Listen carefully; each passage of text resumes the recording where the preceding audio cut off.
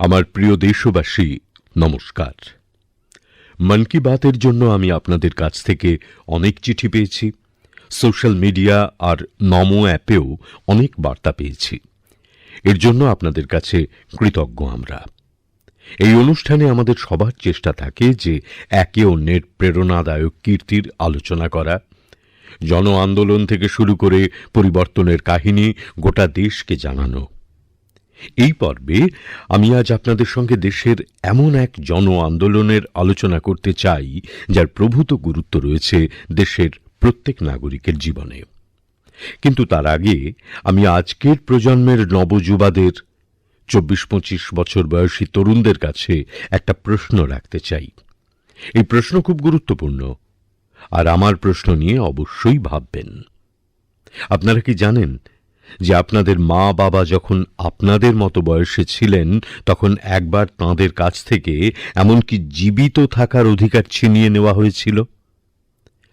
আপনারা হয়তো ভাবছেন যে এটা কিভাবে সম্ভব, এটা তো অসম্ভব।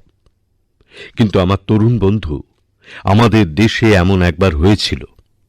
এটা অনেক বছর আগে, ১৯৭৫ সালের কথা। জুন মাসের এমন সময়েই এমার্জেন্সি কার্যকর করা হয়েছিল। তাতে দেশের নাগরিকদের কাছ থেকে সব অধিকার হরণ করা হয়েছিল। তার মধ্যে একটা অধিকার, সংবিধানের ধারা ২১ অনুযায়ী সব ভারতীয়র পাওয়া right to life and personal লিবার্টিও ছিল। সেই সময় ভারতের গণতন্ত্রকে পদদলিত করার প্রচেষ্টা হয়েছিল। দেশের নানা আদালত, প্রত্যেকটা সাংবিধানিক সংস্থা, প্রেস সবকিছুর উপর নিয়ন্ত্রণ জারি করা হয়েছিল। সেন্সরশিপ এমন কঠোর ছিল যে বিনা অনুমতিতে কিছুই ছাপা যেত না। আমার মনে আছে, তখন বিখ্যাত গায়ক কিশোর কুমারজি সরকারের গুণগান করতে অস্বীকার করায় ওঁর উপর নিষেধাজ্ঞা জারি হয়েছিল। রেডিওতে ওঁর প্রবেশ বন্ধ করে দেওয়া হয়েছিল। কিন্তু বহু চেষ্টা, হাজার গ্রেপ্তার, লক্ষ লক্ষ মানুষের উপর অত্যাচারের পরও ভারতের মানুষদের মন থেকে গণতন্ত্রের প্রতি বিশ্বাস টলেনি, এতটুকু টলেনি।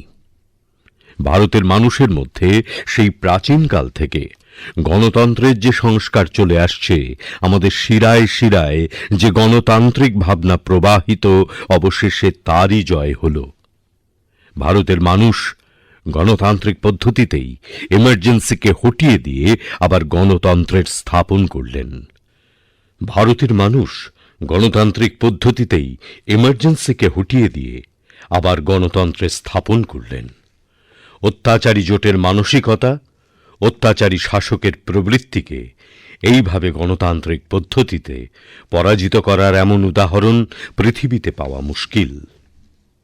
জরুরি অবস্থার সময় আমিও গণতন্ত্রের এক সৈনিক রূপে দেশবাসীর সংগ্রামের সাক্ষী হওয়ার, অংশীদার হওয়ার সৌভাগ্য লাভ করেছি।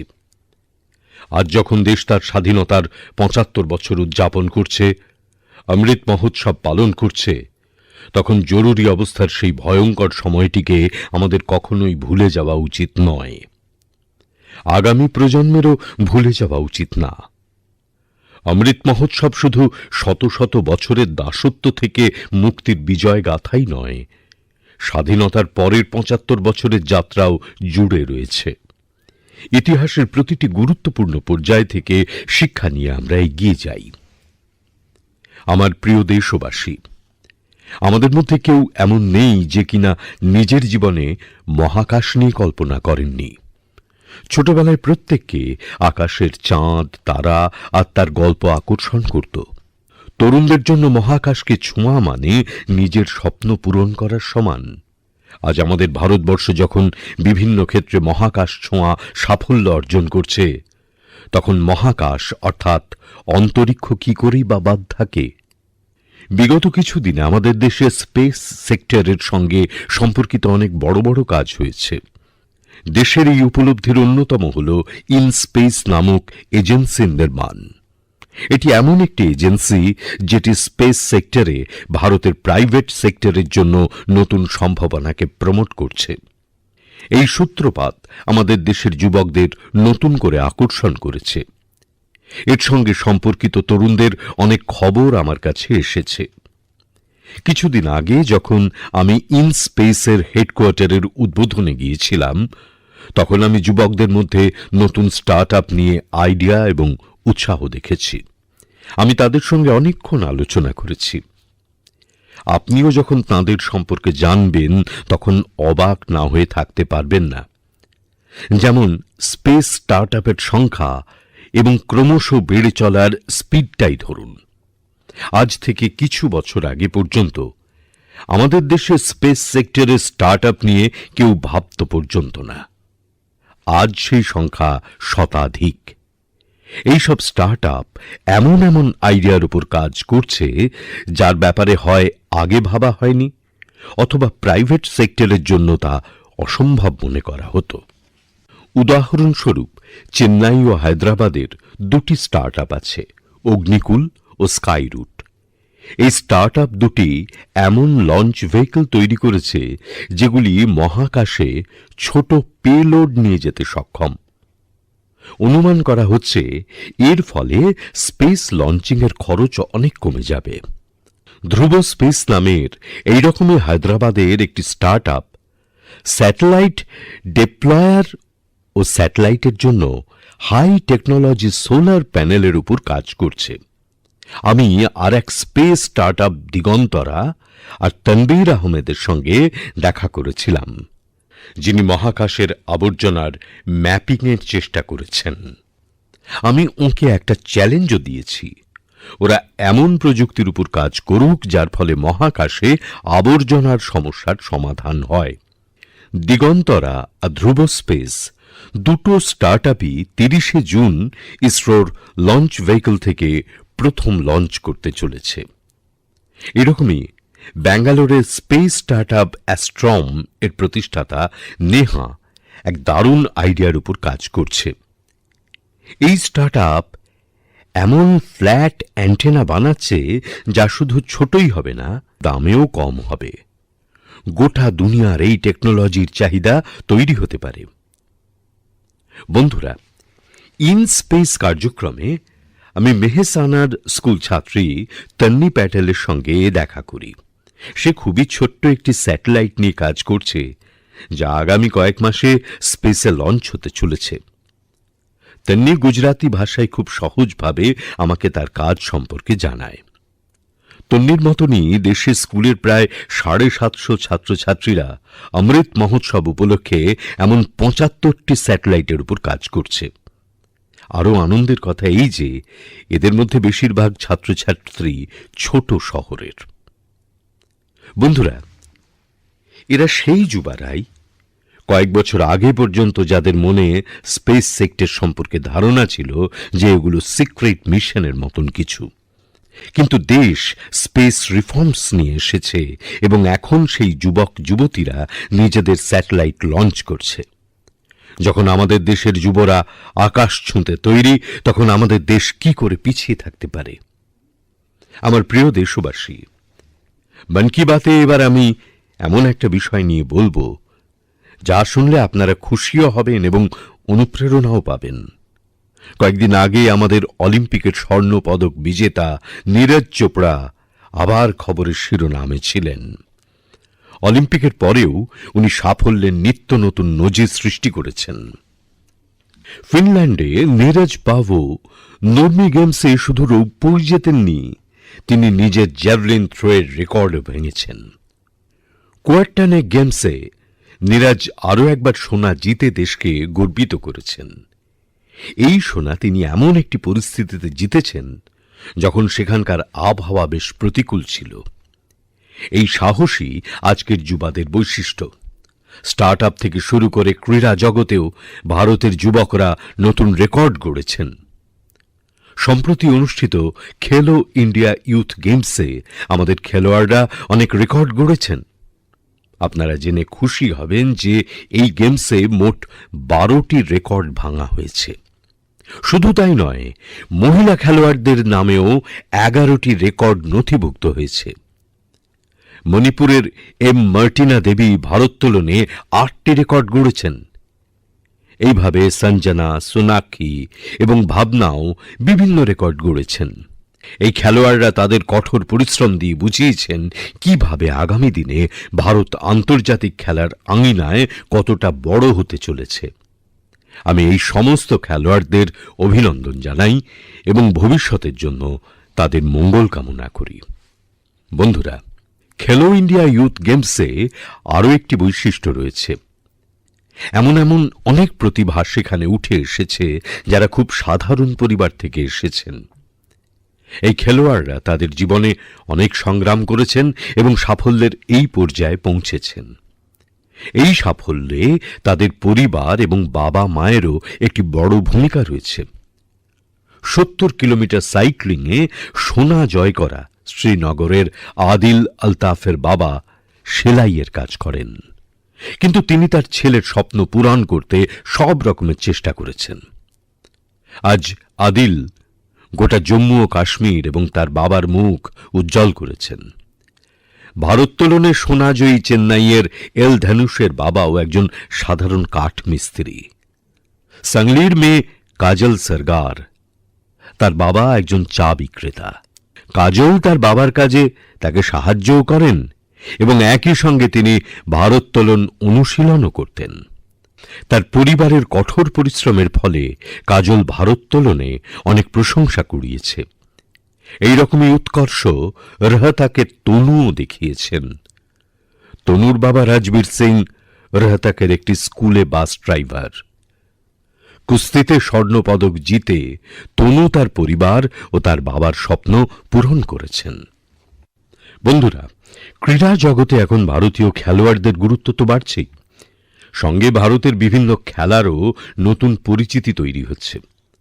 যেমন এবার খেলো ইন্ডিয়া ইউথ গেমসে অলিম্পিকে থাকা খেলাগুলি ছাড়াও ৫টি ভারতীয় খেলা যোগ হয়েছে। এই ৫টি খেলা হল গতকা, থাং তা, যোগাসন, কলারিপায়াত্তু আর মল্লখম্ব। বন্ধুরা, ভারতে এমন একটি খেলার আন্তর্রাষ্ট্রীয় টুর্নামেন্ট হতে চলেছে, বহু যুগ আগে আমাদের দেশেই যে খেলার জন্ম হয়েছিল। আমাদের ভারতেই এই খেলা প্রথম শুরু হয়েছিল। ২৮শে জুলাই থেকে দাবা অলিম্পিয়াডের আয়োজন করা হয়েছে। এই দাবা অলিম্পিয়াডে ১৮০টিরও বেশি দেশ অংশগ্রহণ করছে।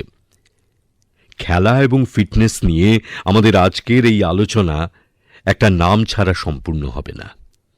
এই নাম হল তেলেঙ্গানার পর্বতারোহী পূর্ণা মালাবধ। পূর্ণা 7 সামিট চ্যালেঞ্জ শেষ করে সাফল্যের শিখর ছুঁয়েছে। 7 সামিট চ্যালেঞ্জ অর্থাৎ পৃথিবীর 7টা সবথেকে কঠিন আর উঁচু পাহাড়ে চড়ার স্পর্ধা দেখিয়েছে পূর্ণা। পূর্ণা নিজের সাহসের সঙ্গে নর্থ আমেরিকার সবচেয়ে উঁচু এবং ছোট মাউন্ট দেনালি পর্বত আরোহণ করে দেশকে গর্বিত করেছে। পূর্ণা ভারতের সেই মেয়ে যে ১৩ বছর বয়সে মাউন্ট এভারেস্টে চড়ার অবিশ্বাস্য কাজ সম্পন্ন করেছিল। বন্ধুরা, খেলার বিষয়ে যখন কথা হচ্ছে, তাহলে আমি আজ ভারতের সবচেয়ে প্রতিভাশালী ক্রিকেটারদের মধ্যে একজন মিতালী রাজের কথা বলতে চাই। উনি এই মাসেই ক্রিকেটকে বিদায় জানিয়েছেন। অনেক ক্রীড়াপ্রেমীরাই এতে কষ্ট পেয়েছেন। মিতালী শুধু এক অসাধারণ খেলোয়াড়ই নন, উনি অনেক খেলোয়াড়ের জন্য অনুপ্রেরণা হয়ে উঠেছেন। আমি মিতালীকে ওর ভবিষ্যতের জন্য অনেক শুভকামনা জানাতে চাই। আমার প্রিয় দেশবাসী, আমরা মন কি বাতে ওয়েস্ট টু ওয়েলথ এই বিষয়ে সফল প্রচেষ্টার কথা আলোচনা করি। মিজোরামের রাজধানী আইজলের এমনই এক উদাহরণ দেওয়া যাক। আইজলে একটি সুন্দর নদী আছে, চিটে লুই। বহু বছরের অবহেলার জন্য এই নদী নোংরা ও আবর্জনায় পূর্ণ ছিল। গত কয়েক বছর ধরে এই নদী বাঁচানোর চেষ্টা শুরু হয়েছিল। এর জন্য স্থানীয় এজেন্সি, স্বেচ্ছাসেবী সংস্থা ও স্থানীয় মানুষ সকলে মিলে সেভ চিটে লুই অ্যাকশন প্ল্যান শুরু করেছিল। নদীটির এই সাফাই অভিযান ওয়েস্ট থেকে ওয়েলথ ক্রিয়েশনের জন্য এক অনন্য সুযোগ গড়ে দেয়। প্রকৃতপক্ষে এই নদী ও তার তীরে প্রচুর পরিমাণে প্লাস্টিক ও পলিথিন বর্জ্য জমেছিল। যেসব সংস্থাগুলি নদীর বাঁচানোর এই প্রয়াসে সামিল ছিল তারা পলিথিন থেকে রাস্তা তৈরি করার সিদ্ধান্ত নেয়, অর্থাৎ নদী থেকে যে আবর্জনা বেরিয়েছে তা দিয়ে রাস্তা তৈরি করা হলো মিজোরামের একটি গ্রামে। তৈরি হলো রাজ্যের প্রথম প্লাস্টিকের রাস্তা, অর্থাৎ একই সঙ্গে পরিচ্ছন্নতা ও উন্নয়ন। বন্ধুরা, এমনই এক প্রচেষ্টা পুদুচেরির স্বেচ্ছাসেবী সংগঠনের তরুণদের মাধ্যমে শুরু হয়েছে। বিপুল সংখ্যক মানুষ সেখানে বিচ ও সমুদ্রের সৌন্দর্য দেখতে আসেন। কিন্তু পুদুচেরির সমুদ্র সৈকতেও প্লাস্টিকের দূষণ বাড়ছিল। তাই সেখানকার মানুষ সমুদ্র, বিচ ও ইকোলজি বাঁচাতে রিসাইক্লিং ফর লাইফ প্রকল্প শুরু করেছে। আজ পুদুচেরির করাইকালে প্রতিদিন হাজার হাজার কিলো আবর্জনা কালেক্ট করা হয় ও পরে সেগ্রিগেট করা হয়। এর মধ্যে জৈব বর্জ্য দিয়ে কম্পোস্ট তৈরি করা হয়, বাকি অন্যান্য জিনিসগুলি আলাদা করে পুনর্ব্যবহার করা হয়। এই ধরনের প্রচেষ্টা শুধুমাত্র অনুপ্রেরণাদায়ী নয়, সিঙ্গল ইউজ প্লাস্টিকের বিরুদ্ধে ভারতের এই প্রচেষ্টাকেও ত্বরান্বিত করে। বন্ধুরা, এই সময়ে যখন আমি আপনাদের সঙ্গে কথা বলছি, তখন হিমাচল প্রদেশে একটি অভিনব সাইক্লিং র্যালি চলছে। আমি আপনাদের এই সম্পর্কে জানাতে চাই। পরিচ্ছন্নতার বার্তা নিয়ে সিমলা থেকে মান্ডিতে বেরিয়েছে একদল সাইকেল সওয়ার। এই সাইকেল আরোহীরা প্রায় 250 কিলোমিটার দূরত্বের পাহাড়ি রাস্তা শুধু সাইকেল চালিয়েই শেষ করবে। এই দলে নাবালক ও বৃদ্ধ উভয়ই রয়েছে। যদি আমাদের পরিবেশ পরিচ্ছন্ন থাকে, আমাদের পাহাড়, পর্বত, নদী, সাগর পরিচ্ছন্ন থাকে, তাহলে আমাদের স্বাস্থ্যও ভালো থাকবে। আপনি আমাকে এই ধরনের প্রচেষ্টা সম্পর্কে অবশ্যই লিখে জানাবেন। আমার প্রিয় দেশবাসী, আমাদের দেশে মনসুন ক্রমশ ছড়িয়ে যাচ্ছে, বহু রাজ্যে বৃষ্টি বাড়ছে। এই সময়টা জল ও জল সংরক্ষণের দিকে নজর দেওয়ার ও বিশেষ প্রচেষ্টা করার জন্যও গুরুত্বপূর্ণ। আমাদের দেশে তো বহু শতাব্দী ধরেই সমাজ মিলিত রূপে এই দায়িত্ব পালন করে এসেছে। আপনাদের হয়তো মনে আছে, মন কি বাতে একবার আমরা স্টেপ ওয়েল অর্থাৎ ধাপওলা কুয়ার অথবা বাওড়ির ঐতিহাসিক তাৎপর্যের কথা আলোচনা করেছিলাম। বাওড়ি সেই সব কুয়াকে বলে যেখানে পৌঁছানোর জন্য সিঁড়ি ব্যবহার করতে হয়। রাজস্থানের উদয়পুরে এরকমই বহু বছরের পুরনো একটি বাওড়ি আছে, যার নাম সুলতান কি বাওড়ি। এটি রাও সুলতান সিং নির্মাণ করেন।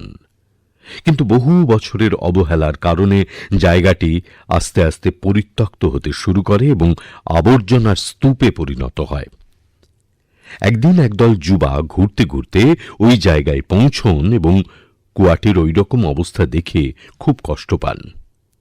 ওই যুবার দল সেদিনই সুলতান কি বাওড়ির রূপ ও ভাগ্য দুটিই বদল করার প্রতিজ্ঞা নেন। তাঁরা তাঁদের এই মিশনের নাম দেন সুলতান থেকে সুরতান। আপনারা হয়তো ভাবছেন এই সুরতানটা কি? আসলে এই যুবারা শুধু বাওড়িটিকে পুনরুজ্জীবিত করেননি, একে সঙ্গীতের সুর ও তানের সঙ্গেও যুক্ত করে দিয়েছেন। সুলতান কি বাওড়ি পরিষ্কার করার পর, একে সাজানোর পর ওখানে সঙ্গীতের অনুষ্ঠান হয়। এই সংস্কারের কাজটি এতটাই জনপ্রিয় হয়েছে যে বিদেশ থেকেও বহু মানুষ এটি দেখতে আসেন। এই সফল প্রচেষ্টার সবচেয়ে গুরুত্বপূর্ণ ব্যাপার হলো যে এই কর্মযজ্ঞ শুরু করেছেন যে যুবকেরা, তারা চার্টার্ড অ্যাকাউন্ট্যান্ট। কাকতালীয়ভাবে কিছুদিন পরেই 1 জুলাই চার্টার্ড অ্যাকাউন্ট্যান্টস ডে। সেই উপলক্ষে দেশের সকল চার্টার্ড অ্যাকাউন্ট্যান্টদের আমার অগ্রিম শুভেচ্ছা ও অভিনন্দন। জলাশয়গুলোকে নিয়ে আমরা সঙ্গীত ও অন্যান্য সামাজিক কার্যক্রমের মধ্যে দিয়ে বিশেষ সচেতনতা সৃষ্টি করতে পারি। জল সংরক্ষণ তো বাস্তবে জীবন রক্ষা। আপনারা নিশ্চয়ই দেখে থাকবেন আজকাল কত নদী মহোৎসব উদযাপিত হচ্ছে।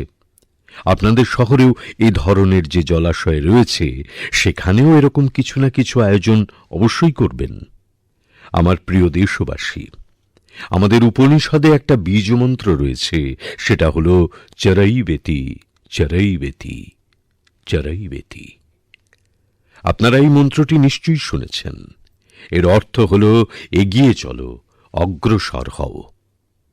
এই মন্ত্রটি আমাদের দেশে এত জনপ্রিয়, তার কারণ সর্বদা এগিয়ে চলা এবং গতিশীল থাকা আমাদের স্বভাবগত বৈশিষ্ট্য। একটা দেশ হিসেবে হাজার বছরের উন্নয়নের মধ্যে দিয়ে আমরা এখানে এসে পৌঁছিয়েছি। একই সমাজের মানুষ হিসাবে আমরা সর্বদা নতুন চিন্তাভাবনা, নতুন নতুন পরিবর্তনগুলোকে মেনে নিয়ে অগ্রসর হয়েছি। এর জন্য আমাদের সাংস্কৃতিক প্রবাহমানতা এবং এই পথ চলার একটা বড় ভূমিকা আছে। সেই জন্যই তো আমাদের দেশের মুনি ঋষিরা তীর্থযাত্রার মতো ধর্মীয় দায়িত্ব আমাদের দিয়ে গেছেন। বিভিন্ন তীর্থযাত্রায় আমরা তো গিয়েই থাকি। আপনারা দেখে থাকবেন, এবছর ৪ ধাম যাত্রায় কি বিপুল সংখ্যক ভক্তের সমাগম হয়েছিল।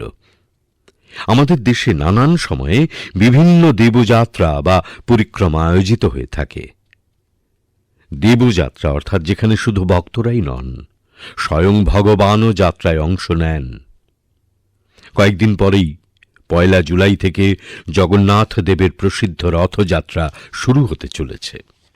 উড়িষ্যার পুরী যাত্রা সম্বন্ধে তো সমস্ত দেশবাসী অবগত। মানুষের প্রচেষ্টা থাকে যে এই সুযোগে যেন তাদের পুরী যাওয়ার সৌভাগ্য প্রাপ্তি হয়। অন্যান্য রাজ্যেও জগন্নাথ যাত্রা খুব আড়ম্বরের সঙ্গে পালন করা হয়। ভগবান জগন্নাথ যাত্রা আষাঢ় মাসের দ্বিতীয়াতে শুরু হয়। আমাদের গ্রন্থে আষাঢ়স্য দ্বিতীয় দিবসে রথযাত্রা এইরকম সংস্কৃত শ্লোকের বর্ণনা পাওয়া যায়। গুজরাটের আমেদাবাদে প্রতি বছর আষাঢ়ের দ্বিতীয়া থেকে রথযাত্রা শুরু হয়। আমি যখন গুজরাতে ছিলাম তখন আমারও এই যাত্রায় সেবা করার সৌভাগ্য প্রাপ্তি হতো। আষাঢ়ের দ্বিতীয় দিন, যাকে আষাঢ়ে বিজয় বলা হয়ে থাকে, এই দিন থেকেই কচ্ছের নববর্ষ শুরু হয়। আমি আমার সমস্ত কচ্ছি ভাই বোনেদের নববর্ষের শুভ কামনা জানাই।